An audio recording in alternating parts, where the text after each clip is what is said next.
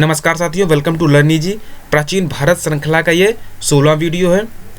इसके पहले हमने मौर्य साम्राज्य तक की चर्चा की थी। जो इसका 12, 13, 14 वीडियो जो थे वो मौर्य वंश पर आधारित थे और उसमें हमने मौर्य वंश की जानकारी प्राप्त की थी।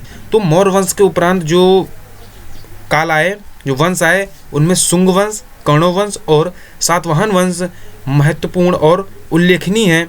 इन वंशों की चर्चा आज के इस वीडियो में हम करेंगे। और अगर आप अभी तक हमारे चैनल को सब्सक्राइब नहीं किया है तो इसे ज़रूर सब्सक्राइब करें, जिससे आपको अपडेटेड वीडियो आसानी से मिलते रहेंगे। और आप हमारे लर्न इजी ग्रुप को, जो कि फेसबुक पर है, फेसबुक के लर्न इजी ग्रुप को ज्वाइन करके वहां से हमारे सभी वीडियो आसानी से प्राप्त कर सकते हैं। इसके अलावा आइए बात करते हैं हम अपने टॉपिक की। तो ये जो वंश हैं जिनकी हमने चर्चा की, कण्व वंश, शुंग वंश और सातवाहन वंश, ये मौर्य वंश के उपरांत ब्राह्मण राज्य के वंश हैं। ये जो जितने भी वंश हैं ये ब्राह्मण राज्य के वंश हैं। इनके जो भी शासक थे वो, उनका जो धर्म था वह ब्राह्मण धर्म था। ब्राह्मण धर्म के प्रवर्तक जितने भी वंश थे उनकी चर्चा आज हम करेंगे। तो जो मौर्य वंश के बाद जो साम्राज्य प्रकाश में आया वो ब्राह्मण राज्य था और उसके प्रमुख जो वंश हैं वो शुंग वंश, कण्व वंश और सातवाहन वंश हैं। इसमें सबसे पहले हम बात करेंगे शुंग वंश की। जो शुंग वंश है वो मौर्य वंश के ध्वंसावशेषों पर ही अवतरित हुआ। जो शुंग वंश है उसकी उत्पत्ति मौर्य वंश के पतन के बाद ही हुई। इसको इस वे में कह सकते हैं कि जो शुंग वंश है वो मौर्य वंश के पतन के बाद ही प्रकाश में आया। शुंग वंश की स्थापना पुष्यमित्र शुंग ने की थी। जो शुंग वंश का अगर सिंपल सी बात करें, एक क्वेश्चन के रूप में बात करें कि शुंग वंश का संस्थापक कौन था, तो शुंग वंश का संस्थापक पुष्यमित्र शुंग था। अब बात करते हैं कि जो पुष्यमित्र शुंग है इसने शुंग वंश की स्थापना कैसे की। तो पुष्यमित्र ने मौर्य वंश के अंतिम शासक जो कि बृहद्रथ थे, तो मौर्य वंश के अंतिम शासक बृहद्रथ की हत्या इन्होंने 185 ईस्वी पूर्व में की थी। 185 ईस्वी पूर्व में बृहद्रथ की हत्या करने के बाद ही पुष्यमित्र ने शुंग वंश की स्थापना की थी। अब पुष्यमित्र ने बृहद्रथ की हत्या क्यों की, इसका कारण स्पष्ट आगे करा गया है। तो जो शुंग इतिहास है, जो शुंग वंश का इतिहास है, इसकी जानकारी कहाँ से मिलती है।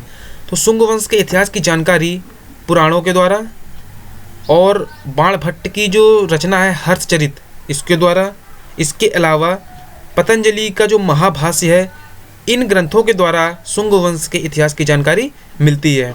तो शुंग वंश की जानकारी पुराण, हर्षचरित और पतंजलि के महाभाष्य से मिलती है। आगे हम चर्चा करेंगे कि आखिर पुष्यमित्र ने बृहद्रथ की हत्या क्यों की और क्यों उसने शुंग वंश की स्थापना की। तो जो शुंग वंश की उत्पत्ति है उसमें खारवेल के युद्ध का बहुत महत्वपूर्ण योगदान है। जो खारवेल का युद्ध है, इस युद्ध के द्वारा ही शुंग वंश की उत्पत्ति हुई। जैसा कि हम जानते हैं कि जो मौर्य वंश का जो प्रतापी शासक अशोक था, उन्होंने कलिंग पर आक्रमण किया और उसे अपने अधीन कर लिया था। क्योंकि जो अशोक थे वो बहुत ही प्रतापी शासक थे और बहुत ही महान शासक थे, लेकिन उनके बाद मौर्य वंश का कोई भी शासक उतना प्रतापी नहीं हो सका और धीरे धीरे वो वंश जो है कमज़ोर होता गया। जो मौर्य वंश था वो कमज़ोर होता गया और इसी कमजोरी, जो मौर्य वंश था उसी की कमजोरी का लाभ उठाकर कलिंग देश भी स्वतंत्र हो गया। जो कलिंग था वो भी स्वतंत्र हो गया क्योंकि मौर्य वंश जो था वो अब कमज़ोर होने लगा था और उसका फ़ायदा उठा करके कलिंग स्वतंत्र हो गया था। अब कलिंग का जो राजा था खारवेल, इस समय जो कलिंग का राजा था खारवेल, अब वह बहुत प्रतापी और महत्वाकांक्षी था।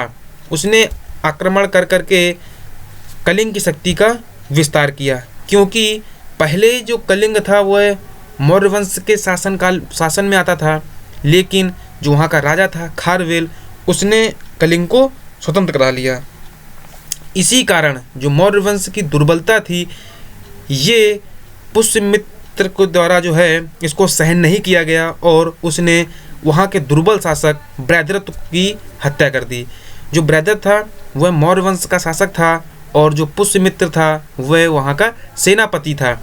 तो उसने निर्बलता को सहन नहीं किया और अपने जो शासक था बृहद्रथ उसकी हत्या कर दी। तो यही कारण था कि पुष्यमित्र ने बृहद्रथ की हत्या की और बृहद्रथ की हत्या करने के बाद उसने शुंग वंश की स्थापना की। तो यहाँ पर स्पष्ट लिखा है कि मौर्य वंश के अंतिम शासक बृहद्रथ की विफलता के कारण ही पुष्यमित्र ने उसकी हत्या की और शुंग वंश की स्थापना की। तो ये मुख्य कारण था शुंग वंश की उत्पत्ति का, कि क्यों शुंग वंश की उत्पत्ति हुई और क्यों पुष्यमित्र ने बृहद्रथ की हत्या की। तो पुष्यमित्र शुंग ने लगभग 36 वर्ष तक शासन किया। जो पुष्यमित्र शुंग था उसका जो शासनकाल था वह लगभग 36 वर्ष का था और इस 36 वर्ष के शासनकाल में उसने 2 बार यवनों से युद्ध किया। जो यवन शासक थे उनसे 2 बार युद्ध किया। इसका जो पहला आक्रमण था, जो यवनों ने पहला आक्रमण किया, वह डेमेट्रियस के नेतृत्व में हुआ। जो यवनों का पहला आक्रमण था पुष्यमित्र के विरुद्ध, वो डेमेट्रियस के नेतृत्व में हुआ। तो यहाँ से जो क्वेश्चन बनेगा वो ये होगा कि यवनों ने पहला आक्रमण किसके नेतृत्व में किया। तो यवनों ने पहला आक्रमण डेमेट्रियस के नेतृत्व में किया। उसके अलावा जो दूसरा युद्ध था, जो यवनों ने जो दूसरा आक्रमण किया, वह सेनापति मेनांडर के नेतृत्व में किया। तो पहले युद्ध में डेमेट्रियस के नेतृत्व में युद्ध हुआ, दूसरा युद्ध मेनांडर के नेतृत्व में हुआ। जो दूसरा युद्ध है उसका वर्णन मालविकाग्निमित्र ने भी किया है। जो मालविकाग्निमित्र हैं उन्होंने भी ये बताया है कि पुष्यमित्र ने यवनों के साथ युद्ध किया था। ये एक इतिहासकार हैं और इन्होंने बताया कि पुष्यमित्र ने यवनों के साथ युद्ध किया था। और जो दूसरा युद्ध था उसमें पुष्यमित्र का जो पौत्र था वासुमित्र, उसने सिंधु नदी के तट पर यवनों के सेनापति मेनांडर को परास्त किया। आगे बात करते हैं प्रशासन की। तो शुंग शासकों ने विदिशा को अपनी राजधानी बनाया। जो शुंग शासक थे उन्होंने विदिशा को अपनी राज्य की राजधानी बनाया। तो शुंग वंश के शासनकाल में जो राजधानी थी वो विदिशा थी। ये यहाँ पर याद रखने वाली बात है। उसके बाद विदिशा राजधानी थी और जो मुख्य नगर थे, जो महत्वपूर्ण नगर थे, वे थे पाटलिपुत्र, अयोध्या और जालंधर। ये नगर शुंग वंश के शासनकाल में महत्वपूर्ण नगरों की कैटेगरी में आते थे। उसके बाद बात करते हैं अश्वमेध यज्ञ की। जो शुंग शासनकाल था इसमें पुनः अश्वमेध यज्ञ की शुरुआत हुई। जैसा कि हम जानते हैं कि इसके पूर्व जो शुंग वंश है इसके पहले बौद्ध धर्म और जैन धर्म का बोलबाला रहा और उस समय जो भी शासक आए उन्होंने भी जैन धर्म और बौद्ध धर्म को अपनाया और इस धर्म में अहिंसा का सबसे ज़्यादा यूज किया गया है। जो अहिंसा थी वो उस पर सबसे ज़्यादा बल दिया गया है। इस वजह से जो अश्वमेध यज्ञ था वो नहीं करा जाता था। तो इस जब पुष्यमित्र शुंग आया तो ये ब्राह्मण धर्म का अनुयायी था, इस वजह से इसने अश्वमेध यज्ञ को पुनः चालू कराया। तो यहाँ पर इसको विस्तार से पढ़ते हैं कि अश्वमेध यज्ञ की शुरुआत दोबारा फिर कब से हुई। तो अयोध्या में एक शिलालेख प्राप्त हुआ जो कि पुष्यमित्र का ही था। तो अयोध्या में जो शिलालेख प्राप्त हुआ है उसमें 2 बार अश्वमेध यज्ञ कराने का अनुमान लगता है। उसमें ऐसा सूचित होता है कि पुष्यमित्र ने 2 बार अश्वमेध यज्ञ कराए थे। फिर से यहाँ पे बात आती है कि जो बौद्ध धर्म और जैन धर्म थे वो अहिंसा प्रधान थे और इन्हीं धर्मों के उत्कृष्टि के कारण जो अश्वमेध यज्ञ था वो भारत में विलुप्त हो गया था। कोई भी राजा अब इस यज्ञ को नहीं कराता था। अब पुष्यमित्र ने इसे पुनर्जीवित किया। तो जो पुष्यमित्र शुंग था उसने दोबारा से अश्वमेध यज्ञ को प्रचलन में लाया और उसने 2 बार अश्वमेध यज्ञ का आयोजन करवाया। तो पुनः अश्वमेध यज्ञ का आयोजन किस शासन काल से शुरू होता है? तो जो पुनः अश्वमेध यज्ञ का जो शुभारंभ है वो पुष्यमित्र शुंग के शासनकाल में शुरू होता है और इसकी जो विलुप्ति का कारण था वह बौद्ध और जैन धर्म थे। इन्हीं धर्मों की उत्पत्ति के कारण ही अश्वमेध यज्ञ जो है वो प्रचलन से बाहर हो गया था, लेकिन पुष्यमित्र शुंग ने उसे पुनर्जीवित किया। आगे बात करेंगे पुष्यमित्र के उत्तराधिकारी। पुष्यमित्र के बाद उसका पुत्र अग्निमित्र शुंग वंश का अगला शासक हुआ। जो पुष्यमित्र था उसके बाद उसका पुत्र अग्निमित्र शुंग वंश का शासक बना। इस वंश का चौथा राजा वासुमित्र था।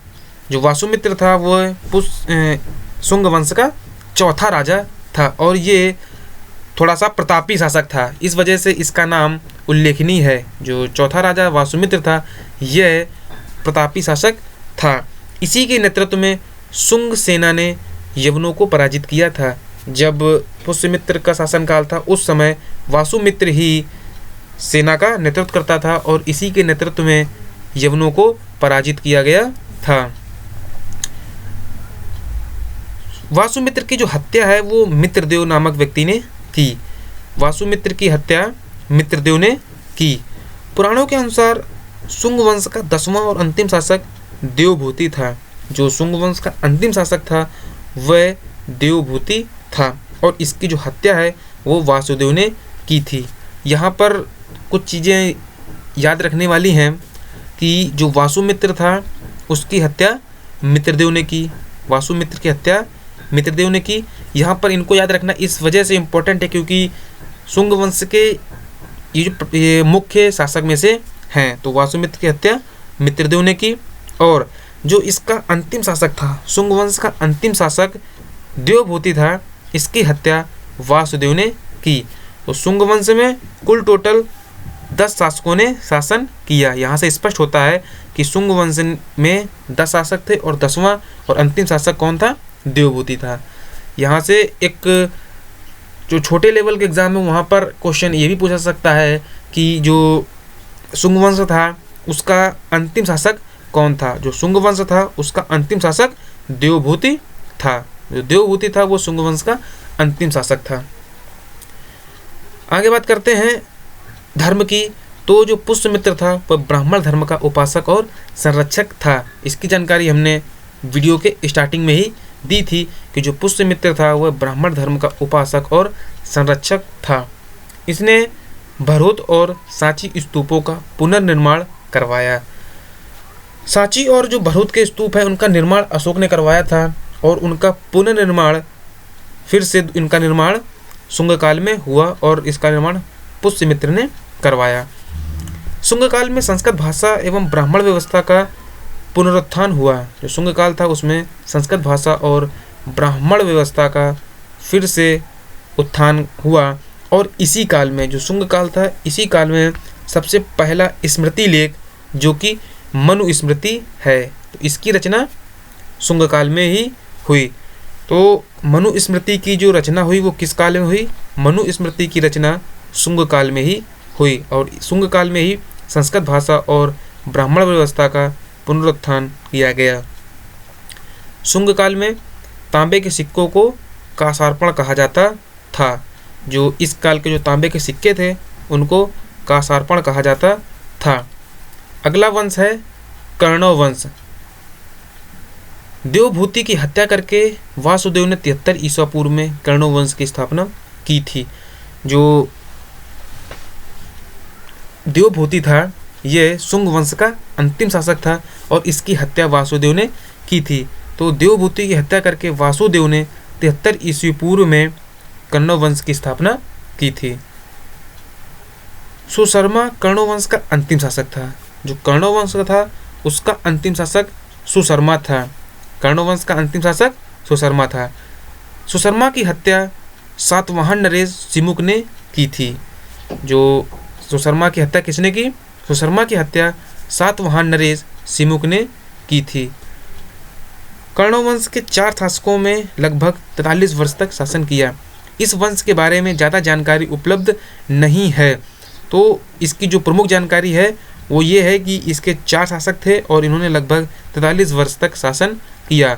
इसमें जो इसका संस्थापक था वो वासुदेव था और इसका जो अंतिम शासक था वो सुशर्मा था। कर्ण वंश के समय मगध का जो शासन था वो सिमट कर बिहार और पूर्वी उत्तर प्रदेश तक ही रह गया था।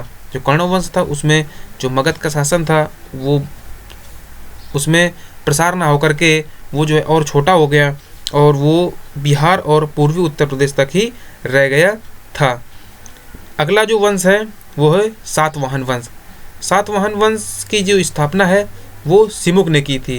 जैसा कि पीछे वर्णन है कि जो सुशर्मा थे उनकी हत्या सिमुक ने की थी, तो सिमुक ने ही सुशर्मा की हत्या करके सातवाहन वंश की स्थापना 30 ईसा पूर्व में की थी।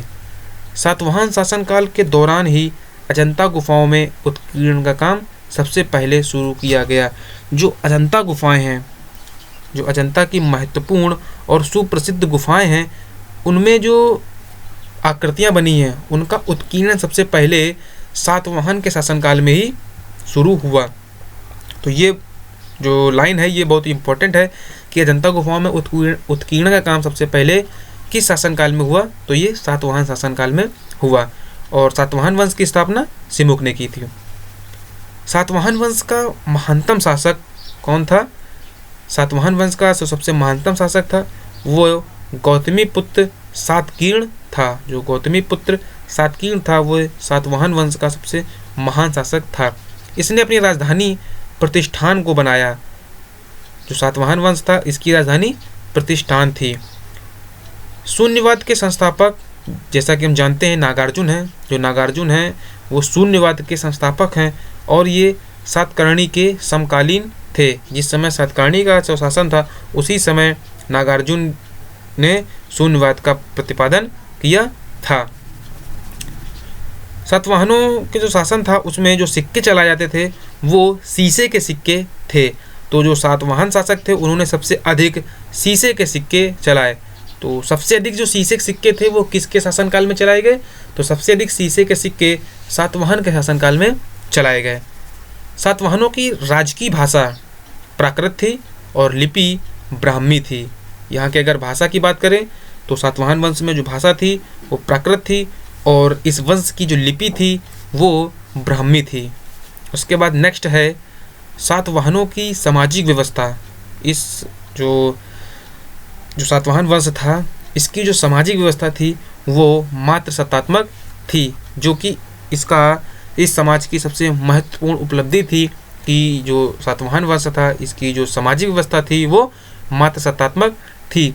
तो आज के इस वीडियो में हमने शुंग, कर्ण और सातवाहन वंश तक की बात की। इसके आगे के जो भी वंश हैं उसकी जानकारी हम अगली वीडियो में प्रोवाइड कराएंगे। तो आज की इस वीडियो में सिर्फ इतना ही। अगर आपको ये वीडियो अच्छा लगे तो इसे लाइक ज़रूर कीजिएगा और अगर आपने अभी तक सब्सक्राइब नहीं किया है तो इसे ज़रूर सब्सक्राइब कीजिएगा। वीडियो देखने के लिए आपका बहुत बहुत धन्यवाद।